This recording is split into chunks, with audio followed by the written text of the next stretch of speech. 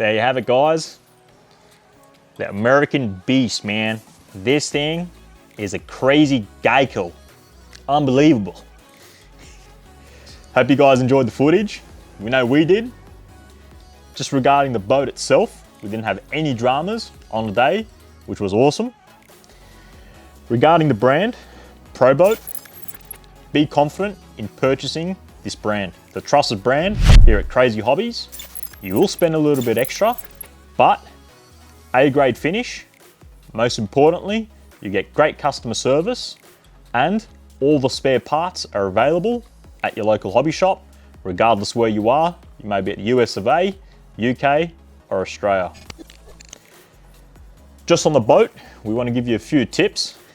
We didn't read the instructions, as you do. On top of your controller, you'll have a switch where it will say L, M, and H, low, medium, and high. We had it on low, driving around. You didn't know why I was going so slow. Flicked it on H for high. Thing took off 100 miles an hour. So if your mate wants to go, flick it on low. Couple of tips on the boat. Battery compartment. Try to put the batteries as far forward as you can. You might have to play with it a little bit. And what they'll do is, when you're going high speeds, it'll keep the nose end down. We were talking about Marine CRC in the unboxing video. Our Aussie viewers, if you can't get that, just get the good old inox from good old Bunnings, super cheap. And what we did is, we actually took it on salt water. We sprayed the inox on all the moving parts and the electronics.